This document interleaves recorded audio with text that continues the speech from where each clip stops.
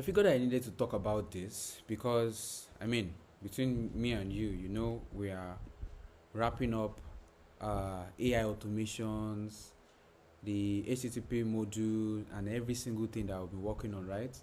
But there are some things that we've not done, that I've not talked about. There are some tools that I figured out that will help you in the future.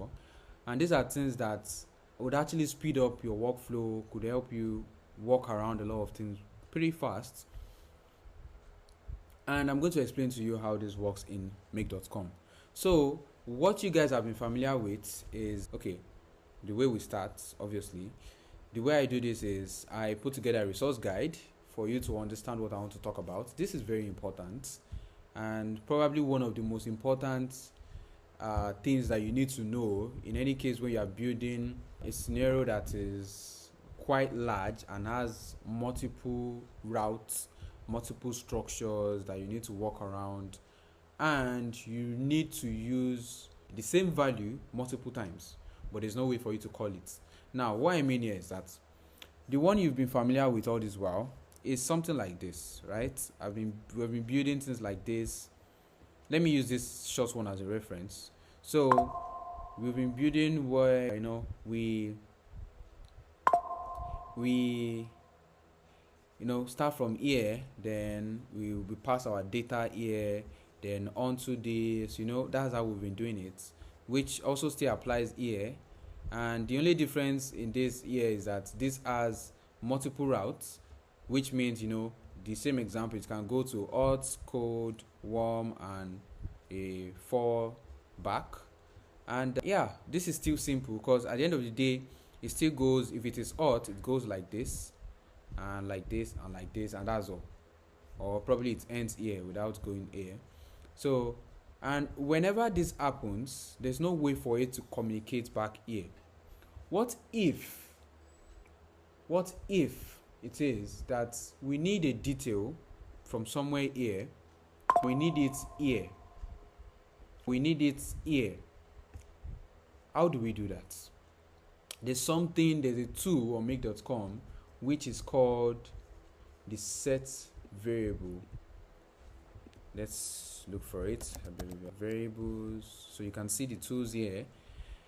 All these are not for fun. You've been seeing this anytime we want to go to sleep, we want to pick up aggregators. These are not for fun, actually. Every single one of them have their own uses. Now, the one I'm going to show you here is a set variable. In situations where you are not having like a simple workflow like this or a simple scenario like this, which is exactly what I explained here. In a scenario where you have something like a multi-step orchestration, like what we have here, where it extracts domain, sends it to the first module, filters, sends it to second module, third module, fourth module, and probably they have routers and various other things at once. In this case, how do you do it that you still retain a particular variable, a particular value? Like you retain probably a key, for example, after creating that key somewhere, like you created that key somewhere like here, and you need it to process this particular one. And let us assume we're not using a filter.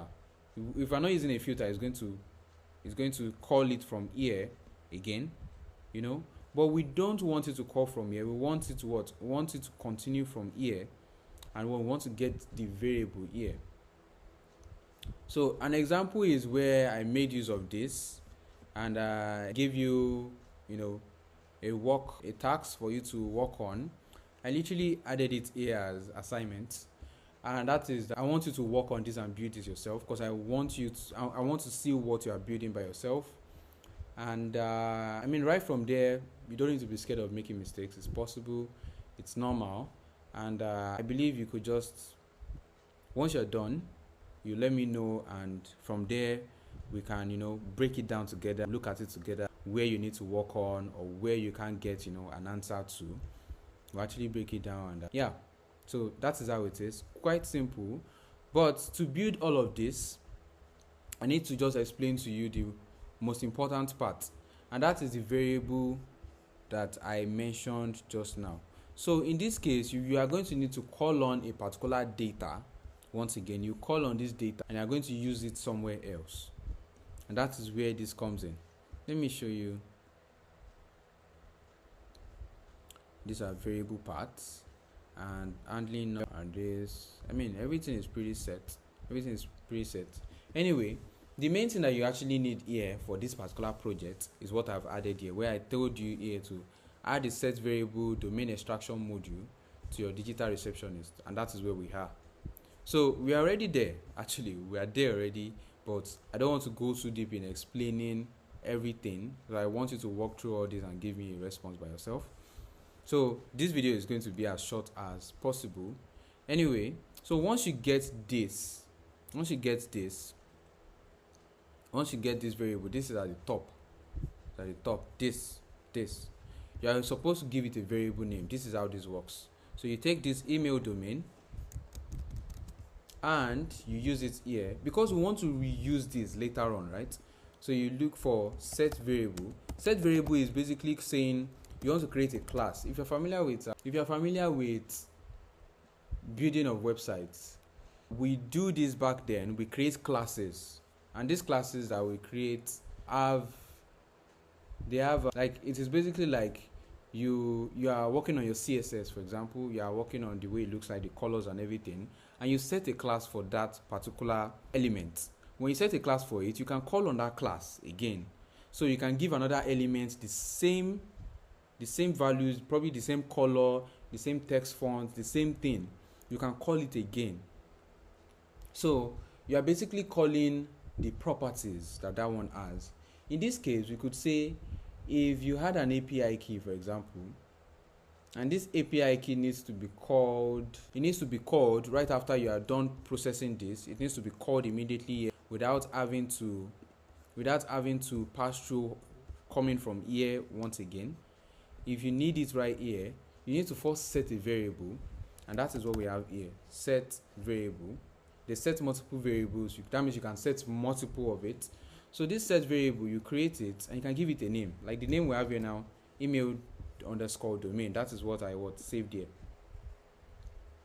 So, and every single thing we have, this is the formula. This is how it looks like.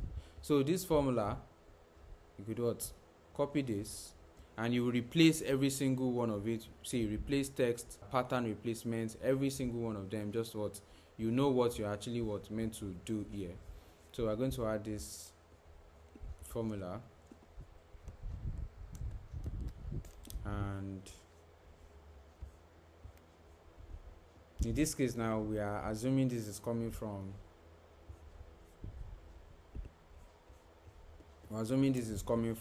the first one, which is obviously the trigger. So we are getting this email and we're taking the same thing, we're reusing it somewhere else. So with this in place, you can save this. For example, you save this, and now let's assume that once we are done getting this from here, for example, we're done getting this from here. Let's say we mark this in and we say that this is the exact thing that we're looking for. So let us, this is actually how it's meant to look like. And we use this. So this should be from the email, right? And we use this from email. So let's assume this is actually what we're looking for. So we save this. Since we're getting this and we're having the value inside this immediately, now we need this to do one certain other thing. For example, let's assume we don't have a fallback. We still do need a fallback, but we could assume we have another Gmail that does something. Let us say this should, for example, this should send a draft, this. Move an email. It's an email labels. If we need this, if we actually do need this, let's connect this. My God, this will require us to I mean, you do know what this is all about. If we want to add a label to this, we could set something like what? Since we've set a variable here and we call the name email domain, and this is the property, this is what, and probably we set this here. We put it here, we put it here, we put it here, and also here. And we want to update the Gmail, any of this code already, we want to update it and set it, give it a label on our Gmail. We could we would actually create and get that variable back. This is what we're doing. This is what I mean. Get variable. So we could go to the tool and get that variable back. How do we get that variable? Let me unlink this real quick. Unlink and put it right in between. Then we use the same thing. You see what we used here? We use the same thing because you can see this is actually required, and we just use it here. This is the variable name. So it's going to get the value we have here, what we have here, each time for any email that comes right in and saves to Notion and sends here automatically. It's going to get them here and send them here directly. This is basically, it's almost like we're working in a loop now. That is what's happening. So it's almost like we're working in a loop, whereby we could actually set something in place here as well, like a filter. We could even block anything coming here. We could block anything coming here. So only what is coming from here has access to getting into here. So this is just going to run on its own.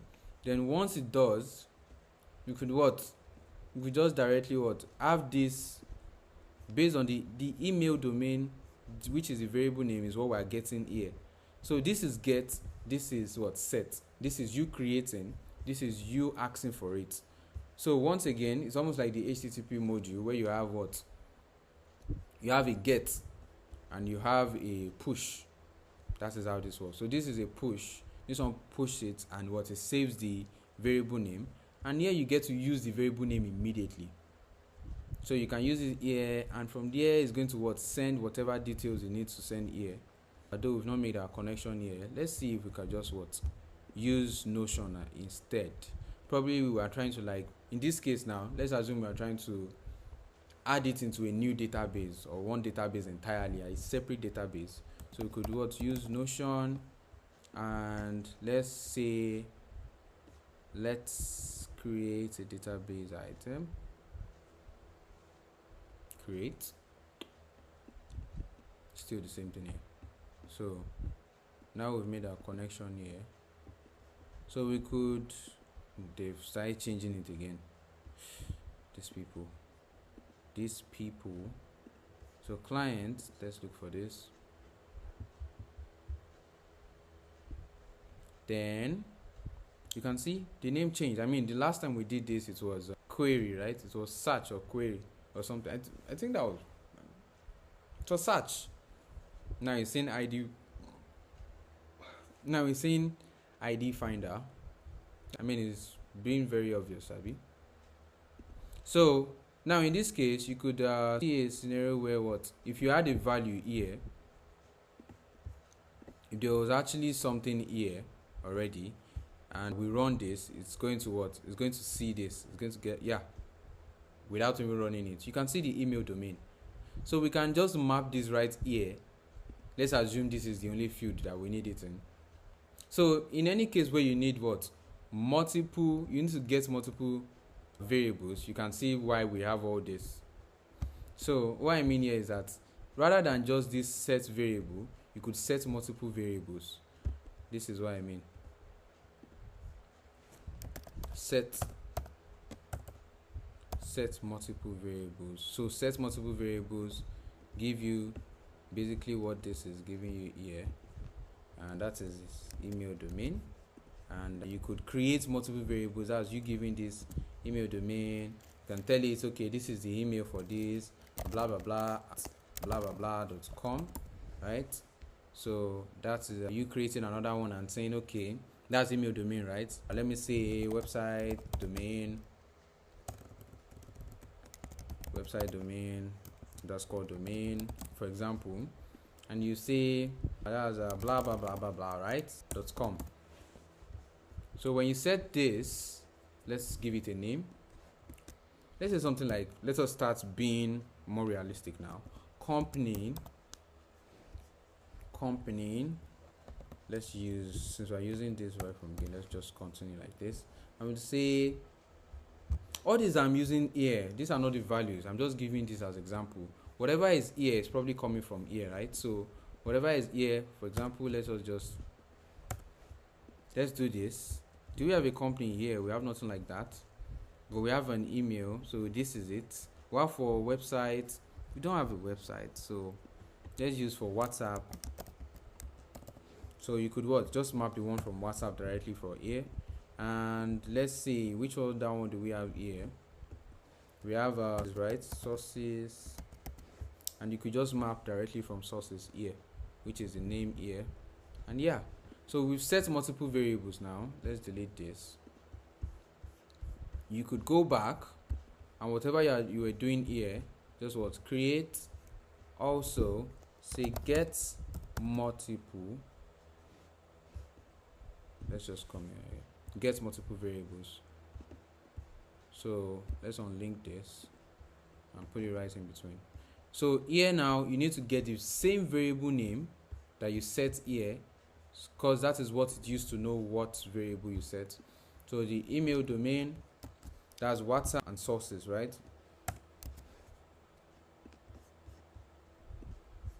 So you have to do the same thing here too and say email domain, WhatsApp, exactly how it looks like. This was how it looked like. And the third one we did was sources, right? Exactly the way the text is being written, because we don't want to assume a different class entirely. So what we have here is set now. So whatever we need here now, for example, can be set. This is what you can see: WhatsApp, sources, and email domain.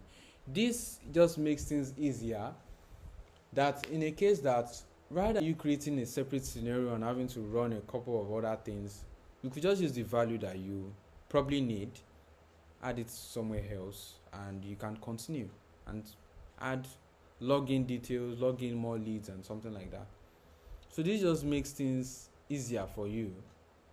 And yeah, I believe I skipped the whole ton of what we have here and just went directly to the point, but that is what it does. So every single thing that you see here is just me. These are things we've built in the past, so I don't need to have to build this for you to see how to build it again in the first place. You've been building this, and I want you to do it very well, so I will actually be looking forward to it. There's one thing I will tell you, I warn you right here, and that is that your base URL might not be correct. So try to check this, confirm if this is correct, and yeah, confirm if that is correct.